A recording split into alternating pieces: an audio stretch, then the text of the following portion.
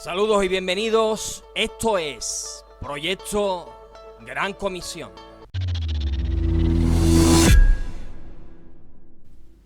Proyecto Gran Comisión, donde hoy tenemos el gusto de poder hacer entrega de nuestro séptimo vídeo de nuestra capacitación online en relación al desarrollo de nuestro evangelismo personal. La realidad es que hace muy poco estamos iniciando el año, estamos a inicios de 2021 y es bien sabido por todos que al iniciar el año, la jornada anual, muchos de nosotros entramos a proyectar, entramos a planificar la agenda, entramos a establecer metas. Menciono esto porque curiosamente cuando nos acercamos a la primera epístola del apóstol Pablo a la iglesia en Éfeso, nos encontramos que el apóstol está bendiciendo al Padre porque él dice que hemos sido bendecidos en el Hijo, en Cristo, con toda bendición espiritual. Y continúa diciendo que en Cristo es que tú y yo hemos sido escogidos antes de la fundación del mundo. Y esa pequeña expresión de ser escogidos en Cristo antes de la fundación del mundo es que nos hace entender, nos hace darnos cuenta que nuestro Dios es un Dios que planifica, es un Dios que proyecta, es un Dios que programa. El pasaje enseña que incluso antes de entrar a crear la tierra, a fundar el mundo, Él ya nos escogió para que fuésemos santos y sin mancha delante suya. Y es interesante porque al igual que Dios, nosotros a menudo entramos incluso de forma inconsciente a programar, a proyectar. La diferencia, entre otras, está en que nosotros podemos proyectar y a los 2 días abandonar el proyecto, no ser capaces de llevarlo a buen puerto, cansarnos, olvidarnos. Pero, querido hermano, cuando Dios proyecta, cuando Dios determina, cuando Dios decreta algo, téngase en cuenta toda la panorámica profética de las Escrituras. Todo lo que Él programa, todo lo que Él proyecta, lo concluye, lo lleva a buen puerto. Y es por eso que el salmista puede decir en relación a tu vida y a la mía, que el que comenzó en nosotros la buena obra, la finalizará, la concluirá.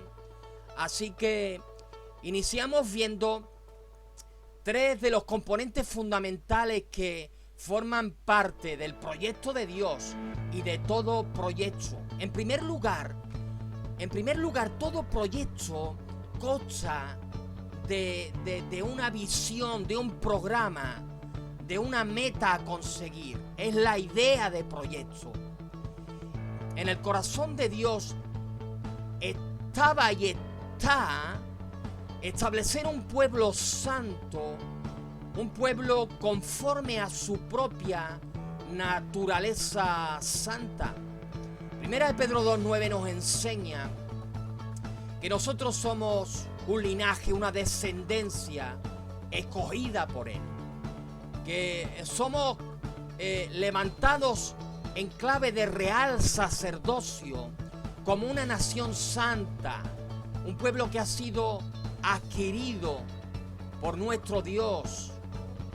En Efesios capítulo 1, versículo 4, hemos estado leyendo que hemos sido escogidos en Cristo desde antes de la fundación del mundo, con el propósito de ser santos, de ser hechos un pueblo, al hilo de lo leído en la epístola de Pedro, un pueblo sin mancha delante del Dios vivo, un pueblo que tiene que estar caracterizado por la santidad. Y es por eso que el apóstol nos va a decir en el capítulo 1, versículo 15, que realmente tenemos que ser santos en toda nuestra manera de vivir, y que el motivo fundamental para que Dios nos demande eso es que Él es santo. Así que hay un proyecto en el corazón de Dios, y es llamar a un pueblo santo, llamar a un pueblo, sacar a un pueblo de esa cantera que es el mundo perdido, de esa cantera forjar a un pueblo santo. Pero otro aspecto de esa visión, de ese proyecto divino, es el de ser adoptados hijos suyos por medio de Jesucristo, según el puro afecto de su voluntad. Así que el proyecto no solo implica hacer de su pueblo un pueblo santo, sino hacer de su pueblo su familia a través de la adopción divina. Y esta doctrina de la adopción divina queda realmente desarrollada por medio de varios pasajes que podemos ver en las Escrituras. Romanos 8:15 nos enseña que nosotros hemos recibido el espíritu de adopción, a través del cual, o por medio del cual, podemos acercarnos al Padre en clave filial, en clave íntima, y decirle: Abba, Padre. Gálatas 4, capítulo 4, versículos 4 y 5, nos vienen también a decir que el Padre envió a su Hijo. Él nació de una mujer, nació bajo la ley. Lo hizo para rescatar a aquellos que estaban precisamente bajo esa ley que nos descubre, que nos condena porque somos incapaces de cumplirla. Y Él lo hizo con el propósito, de que fuéramos adoptados como hijos suyos. El apóstol Juan nos enseña que todo aquel quien cree en Jesucristo, a nosotros se nos ha dado el derecho o la potestad de ser hijos suyos, de ser hechos hijos de Dios. Gálatas 3:26 añade que somos hijos de Él, hijos de Dios, por medio de la fe en Jesucristo. Ahora hay otro aspecto importante que forma parte de la visión en el corazón de Dios, esa que hemos visto que se desarrolló antes de la fundación del mundo, y es que Él quiere un pueblo santo, un pueblo que sea su familia, y quiere que sea así para alabanza de la gloria de su gracia, por medio de la cual Él nos hizo aceptos en el amado en Cristo. La Nueva Versión Internacional del 99 traduce este pasaje diciendo: para alabanza de su gloriosa gracia que nos concedió en su amado, en Jesucristo. El mismo Pablo a los Efesios capítulo 1 versículo 12 menciona de igual manera que dice el pasaje: a fin de que seamos para alabanza de su gloria, nosotros los que primeramente esperábamos en Cristo, de que seamos para alabanza de su gloria. Ahí tú puedes ver que es realmente importante la visión, el proyecto en el corazón de Dios.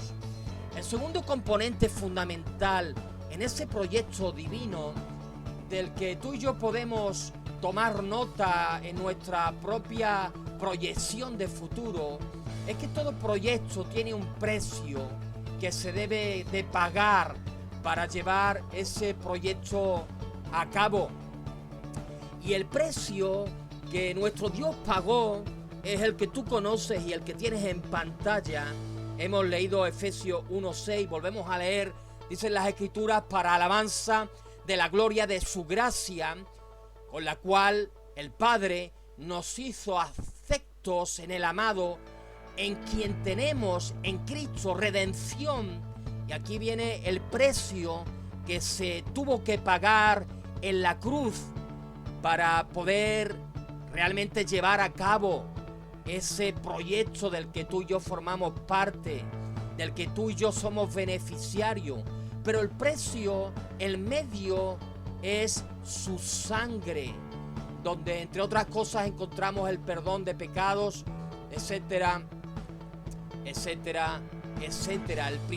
El tercer componente fundamental que forma parte del proyecto en el corazón de nuestro Dios es la proyección de dicho proyecto y el desarrollo del mismo. Primera de Pedro 2:9 nos enseña, como hemos leído hace un momento, que somos ese linaje, esa descendencia, ese real sacerdocio, esa nación santa, ese pueblo que le pertenece a Él porque por Él ha sido adquirido. Y fíjate que viene a decirnos a continuación que, y esto tiene que ver con la proyección del proyecto, con el desarrollo de ese proyecto, que nosotros hemos sido adquiridos para proclamar las obras maravillosas de aquel que nos ha llamado de las tinieblas a su luz admirable. Así que tú y yo somos hombres y mujeres que hemos sido rescatados, que hemos sido sacados de la cantera del mundo, que hemos sido libertados de la esclavitud del diablo y de la potestad del diablo, para anunciar, como veíamos en vídeos anteriores, las virtudes de aquel que nos rescató. Y dentro de toda esa panorámica, dentro de todo ese espectro de obras maravillosas, estamos realmente entendiendo, tenemos que tener presente que tenemos el privilegio de proclamar la obra por excelencia, la obra de salvación, la obra que implica la muerte, que implica la resurrección de nuestro Señor Jesucristo. Ahora, en cuanto a esa proyección, podemos hacer mención a pasajes que también nos resultan muy familiares, como el que vemos en pantalla. Hechos 1:8 nos dice que hemos recibido poder cuando ha venido sobre nuestras vidas el Espíritu Santo. Y una de las cosas que tenemos que hacer para que el proyecto de Dios, el proyecto de salvación que fue forjado en su corazón desde antes de la fundación del mundo, una de las cosas que tenemos que hacer es ser testigos en todo lugar. De ser testigos, una de las cosas que tenemos que hacer es predicar, al ser testigo, el evangelio a toda criatura. Hacerlo en todo lugar para que se puedan arrepentir de sus pecados, puedan entender su situación. El proyecto divino, entonces, en síntesis, implica, la gran comisión implica el forjar, el formar un pueblo santo donde Dios sea el Rey de la gloria por toda la eternidad. El pasaje decía, para que fuésemos santos. El proyecto divino implica formar además una familia donde Él no solo va a funcionar, a establecerse sobre nuestra vida como un rey, sino además como un padre, para ser, nos enseñaba el pasaje, adoptados, hijos suyos. Hablamos de formar, por tanto, un pueblo, de formar una familia. Hablamos de que Dios es lo que quiere hacer, formar un pueblo, formar una familia, con el propósito de darle gloria, con el propósito de anunciarle, de ser esa luz, de ser esa sal en medio de esta sociedad que nos envuelve. Así que de esa manera es que podemos entender el privilegio tan grande que tenemos al ser, como nos enseña 1 Corintios capítulo 3 versículo 9, de ser colaboradores suyos, de ser colaboradores de Dios a la hora de llevar a cabo este proyecto del que estamos hablando en esta hora. Y en esta mañana o en esta tarde vamos a estar realmente a renglón seguido haciendo énfasis en 3 puntos fundamentales que hacen referencia a la responsabilidad que en todo ese proyecto de redención del que estamos hablando, lo que llamamos Gran Comisión, la responsabilidad que Dios ha asumido. Ten en cuenta que hablamos de su proyecto. No es el proyecto de la iglesia, es su proyecto. Ya veíamos en su momento cómo el evangelio es el evangelio de Dios, el evangelio de Jesucristo. Y en todo este despliegue que se lleva a cabo a lo largo de la historia para consumar este proyecto, evidentemente Dios no se desliga del desarrollo de dicho proyecto. Él asume también su responsabilidad. Y es importante tener en cuenta que estamos hablando de una labor conjunta entre Dios y el hombre, entre Dios y el hombre redimido, entre Dios y su pueblo, entre Dios y tú, entre Dios y yo. Hay 3 responsabilidades fundamentales. La primera de ellas, a lo primero que Dios se ha comprometido para llevar a cabo proyecto Gran Comisión, es a estar con nosotros todos los días. Así que, ¿qué te parece? Ya estuvimos viendo en su momento cómo no estamos solos. No tenemos que pensar en enfrentar todo este proyecto de compartir el evangelio con otros por nuestra cuenta, sino que estamos muy bien acompañados por su presencia. Él dijo: yo estoy con ustedes. Yo estoy con ustedes. Yo no les voy a dejar solo. Yo me voy a marchar. Pero yo les voy a mandar al Espíritu Santo para que Él pueda darles el poder, la unción que ustedes necesitan para ser eficaces al transmitir el mensaje, para ser fructíferos a la hora de desarrollar el proyecto, la parte que a nosotros nos toca cubrir y que estuvimos viendo en los vídeos anteriores. Así que, en primer lugar, Dios ha prometido, Jesús ha prometido estar con nosotros cuando compartimos el mensaje. Yo estoy con vosotros, dice el Señor. Y en segundo lugar, Él ha comprometido su palabra. Él ha comprometido su palabra, su persona en su proyecto, asumiendo también la responsabilidad de convencer de pecado al incrédulo. Evidentemente esto es Él que lo tiene que hacer, porque sinceramente nosotros no podríamos hacerlo. Nosotros predicamos la palabra, nosotros sembramos la semilla, pero Dios se cuela en el corazón. Dios conoce el corazón. Dios conoce los pensamientos. Él conoce la vida de cada persona a la perfección. Él puede tocar la conciencia del individuo en cuestión al que le estemos predicando.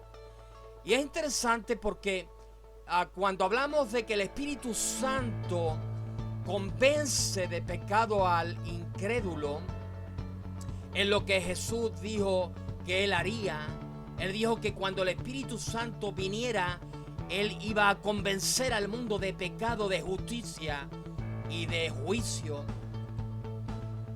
El término que se nos traduce por convencer es un término realmente muy interesante que proviene de un término griego, el término elenco, que implica en primer lugar que Él pone en evidencia. Cuando nosotros predicamos el Evangelio, el Espíritu Santo utiliza ese mensaje que estamos dando para poner en evidencia. Poner en evidencia implica a poner en claro, poner las cartas encima de la mesa. La predicación del mensaje le deja claro al oyente, le deja claro al inconverso en qué situación se encuentra delante de Dios. Pero este término, elenco, que se nos traduce por convencer, el Espíritu Santo convencerá, implica también que Él va a despertar la conciencia de pecado. Y esto es interesante, que el Espíritu Santo despierte la conciencia de pecado, porque precisamente es en la conciencia del ser humano que el hombre puede estar gestionando conceptos tales como lo que es bueno y lo que es malo.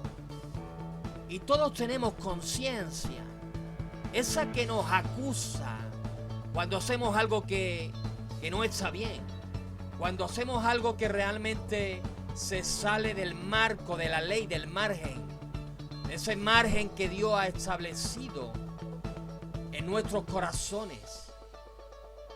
Elenco también significa probar o mostrar la culpabilidad.